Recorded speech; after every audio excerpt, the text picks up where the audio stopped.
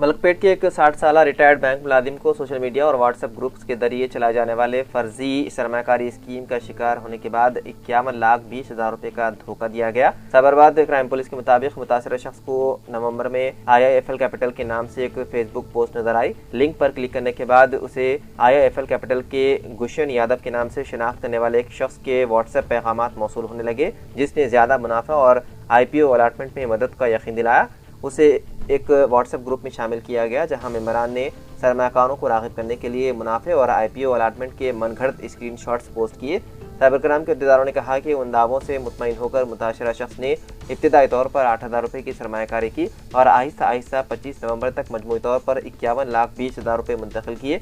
धोखेबाजों ने मजीद एक fake website के जरिए 1.5 करोड़ रुपए के पोर्टफोलियो की कीमत जाहिर की। जब मुतासरा ने अपने फंड्स निकालने की कोशिश की तो उसे रिलीज फीस के तौर पर 51,23,000 रुपये इजाफी अदा करने को कहा गया, जिसके बाद उसे यह एहसास हुआ कि उसके साथ धोखा हुआ है। साइबर क्राइम पुलिस ने आवाम से इस तरह के प्री IPO और ऑनलाइन ट्रेडिंग घोटालों के खिलाफ चौकस रहने की अपील की।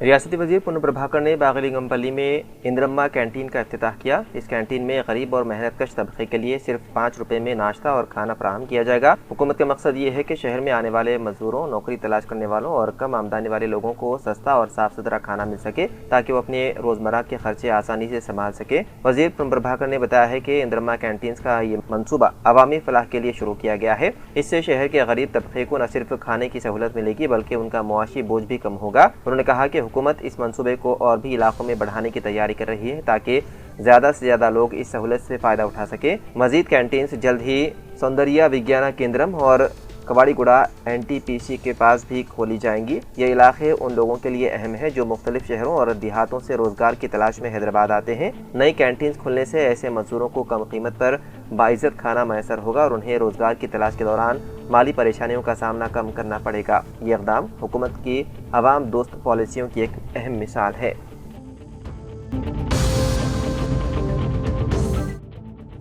कम्युनिस्ट पार्टी ऑफ इंडिया की मरकजी तंजीम व ज़ब्त कमेटी के चेयरमैन कामरेड राजा बहुगना का आज 68 बरस की उम्र में इंतकाल हो गया।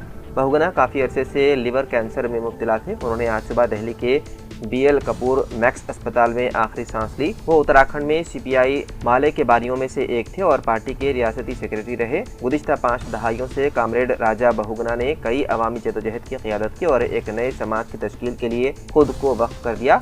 उनकी क़ियादत में जारी तहरीकों ने उत्तराखंड में पार्टी के लिए कई कारकुन तैयार किए जो आज मुख्तलिफ सतहों पर पार्टी में अपनी खिदमत अंजाम दे रहे हैं।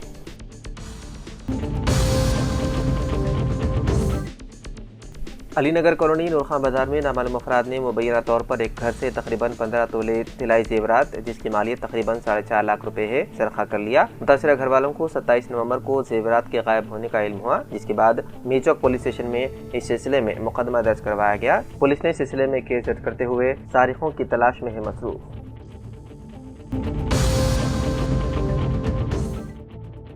साल 2047 तक $3 ट्रिलियन की मईशत के हदफ को हासिल करने के रियासती हुकूमत की हिकमत अमली के तहत तेलंगाना को 3 जोनों में तकसीम किया जाएगा। वज़ीर आला रेवंत रेड्डी ने तेलंगाना राइजिंग साल 2047 विजन डॉक्यूमेंट पर एक जायज़ा इजलास मुनक़्क़िद किया, जिसकी नक़ाबकुशाई आइंदा माह मुनक़्क़िद होने वाले तेलंगाना राइजिंग ग्लोबल समिट में की जानी है। उन्होंने हुक्काम को हिदायत दी है कि वो साल 2034 तक $1 ट्रिलियन की मईशत और साल 2047 तक $3 ट्रिलियन की मईशत के हदफ को हासिल करने के लिए रोड मैप को हतमी शक्ल दे।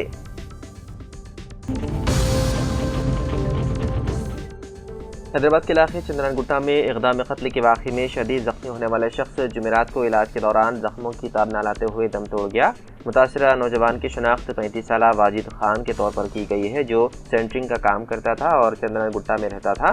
वाजिद पर मुबैना तौर पर एक शख्स ने जिसकी शनाख्त मीसान के तौर पर की गई है रकम के मुतालबे पर बहस के बाद किया था। ये वाक़या चारशंबे के रोज शाम 7 बजे के करीब पेश आया। पुलिस के मुताबिक झगड़ा उस वक्त बढ़ गया जब मीसान ने बगैर किसी इश्तियाल के अचानक तेजधार हथियार نکالا اور عوام کے سامنے واجد پر متعدد وار کیے۔ راہگیروں نے شدید زخمی حالت میں واجد کو قریبی خانگی اسپتال منتقل کیا۔ بعد ازاں اسے بہتر علاج کے لیے عثمانیہ جنرل اسپتال منتقل کیا گیا، جہاں زیادہ خون بہنے اور شدید زخموں کی وجہ سے علاج کے دوران اس کی موت ہو گئی۔ چندران گٹھا پولیس نے قتل کا مقدمہ درج کر کے تحقیقات شروع کر دی۔ بعد ازاں کارروائی کرتے ہوئے چندران گٹھا پولیس نے ملزم محسان کو کر لیا گرفتار۔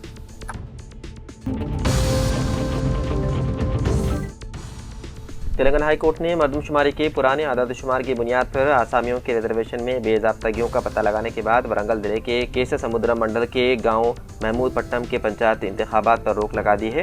جسٹس ٹی مادھوی دیوی نے عبوری حکم جاری کیا، جب تک کہ اس مسئلے سے متعلق پیش کردہ نمائندگیوں پر کوئی فیصلہ نہیں لیا جاتا انتخابات کو روک دیا جائے۔ درخواست گزار کی طرف سے پیش ہوتے ہوئے ایڈوکیٹ رمیش نے استدلال کیا کہ حکام نے سرپنچ کا عہدہ اور 3 وارڈ درجہ فہرست قبائل کے لیے ریزرو کیے ہیں، حالانکہ سال 2025 کے ووٹر لسٹ میں گاؤں میں صرف 6 ایس ٹی ووٹر تھے۔ انہوں نے کہا ہے کہ کل 576 ووٹرز میں سے 250 درجہ فہرست ذات، 300 پسماندہ طبقات اور 20 سے زیادہ اوپن کیٹیگری کے تھے۔ انہوں نے دعویٰ کیا ہے کہ ریزرویشن موجودہ انتخابی فہرست کے بجائے سال 2011 کے مردم شماری کی بنیاد پر کی گئی تھی۔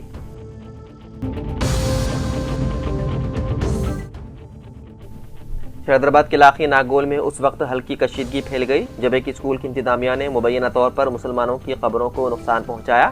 یہ واقعہ جمعرات کو اس وقت پیش آیا جب مقامی لوگ ایک اسکول سے متصل قبرستان میں گئے۔ بلڈوزر سے قبروں کو نقصان پہنچانے کے بعد مقامی لوگوں نے پولیس میں شکایت درج کروائی۔ مجلس کے MLC مرزا احمد بیگ نے کہا ہے کہ یہ واقعہ ٹٹی انارام بلاگوڑا بس اسٹاپ عبداللہ پور میٹ میں پیش آیا۔ MLC نے مقامی باشندوں کے ساتھ ناگول پولیس اسٹیشن کے SHO مقبول جانی سے ملاقات کی اور شکایت درج کروائی۔ انہوں نے مطالبہ کیا ہے کہ پولیس فوری طور پر مقدمہ درج کرے اور قبریں مسمار کرنے کے ذمہ دار تمام افراد کو گرفتار کرے۔ آپ کو بتا دیں کہ یہ قبرستان قطب شاہی دور کا ہے اور یہ 400 سال پرانا ہے۔ یہاں حضرت متو شاہ بابا رحمۃ اللہ علیہ کی درگاہ بھی موجود ہے۔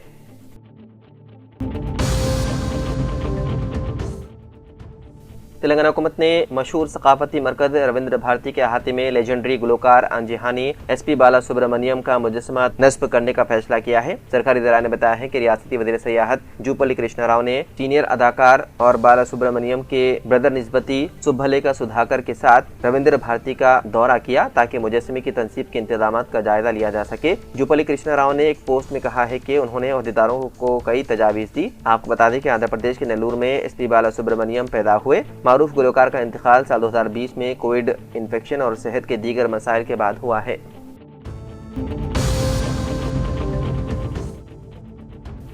مونواز تنظیم MMC مہاراشٹرا، مدھیہ پردیش، چھتیس گڑھ زون کے نمائندے اننت نے ایک اہم خط جاری کرتے ہوئے اعلان کیا ہے کہ 1 جنوری کو تمام مونواز کارکن اجتماعی طور پر ہتھیار ڈال دیں گے۔ خط میں وعدے کیا گیا ہے کہ اب کوئی فرد واحد سرنڈر نہیں کرے گا بلکہ سب ایک ساتھ حکومت کے سامنے ہتھیار رکھیں گے۔ مونواز اعلیٰ لیڈروں ملو جھولا اور آشنا کے ممکنہ سرنڈر اور ہڈما کی انکاؤنٹر پارٹی کے کمزور پڑنے کے بعد تنظیم کی طاقت گھٹ گئی ہے۔ اسی پس منظر میں مرکز کی باقی اراکین کو بھی ہتھیار ڈالنے کی اپیل پر فیصلہ کیا گیا ہے۔ مونوازوں نے کہا ہے کہ 1 جنوری سال 2026 سے وہ مسلح جدوجہد مکمل طور پر ختم کر دیں گے، اپنے ہتھیار سرکاری حکام کے حوالے کریں گے اور حکومت کی بحالی پروگرام کو قبول کریں گے۔ انہوں نے یہ بھی کہا ہے کہ وہ اس ریاست میں سرنڈر کرنے کو تیار ہیں جو انہیں قبول کرے۔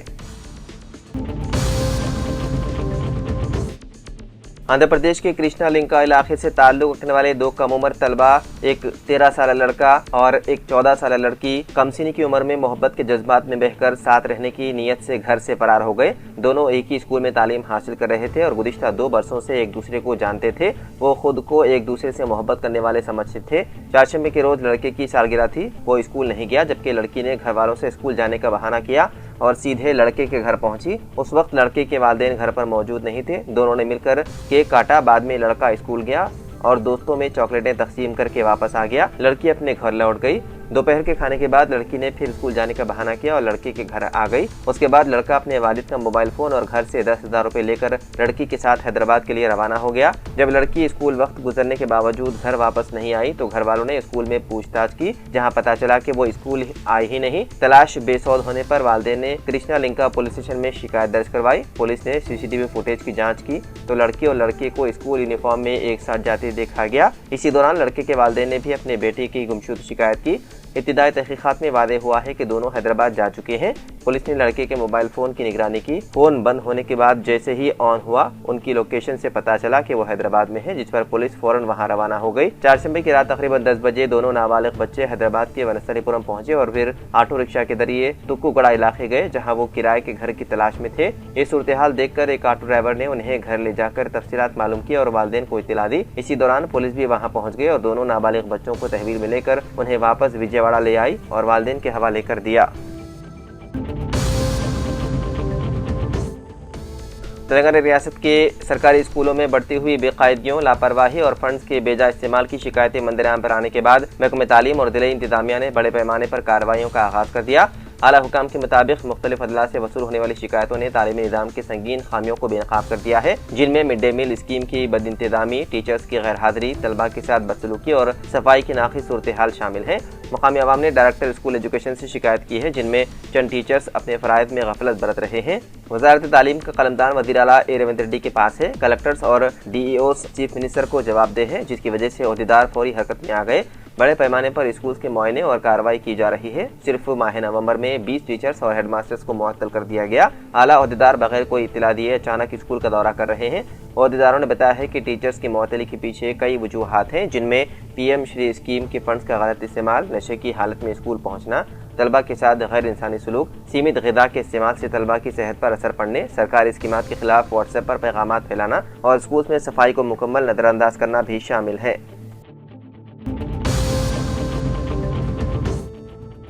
دونوں شہروں میں جاری ہفتے کے اواخر بارش کا امکان ہے۔ محکمہ موسمیات نے کہا ہے کہ بیشتر اضلاع میں 29 اور 30 نومبر و 1 دسمبر کو بھی بارش کا امکان ہے۔ موسم میں آئندہ 2 دن میں تبدیلی پر حکام نے بتایا ہے کہ رات میں درجہ حرارت میں گراوٹ کا سلسلہ آئندہ 2 دن کے بعد بند ہو جائے گا اور بارشوں کا سلسلہ بند ہونے کے بعد دوبارہ سردی کی لہر ریکارڈ کی جائے گی۔ خلیج بنگال میں طوفان سینیار کے رخ میں تبدیلی سے تمل ناڈو میں بارشوں کا سلسلہ جاری ہے، لیکن تلنگانہ کے بیشتر اضلاع میں بارش کے امکانات تھے۔ 2 یوم قبل کئی اضلاع میں بارش ہوئی، لیکن حیدرآباد اور سکندرآباد میں بارش نہیں ہوئی تھی۔ محکمہ موسمیات کے ماہرین کا کہنا ہے کہ آئندہ 48 گھنٹوں میں شہر میں بارشوں کا سلسلہ شروع ہو جائے گا اور محکمہ موسمیات سے زرد الرٹ جاری کیا جا چکا ہے۔ ماہرین کے مطابق طوفان کا رخ سری لنکا کی سمت بڑھ رہا ہے، اسی لیے جنوبی ریاستوں میں اس کے اثرات محسوس کیے جا رہے ہیں، جبکہ آندھرا پردیش بالخصوص ساحلی اضلاع میں بارش کے امکانات ہیں۔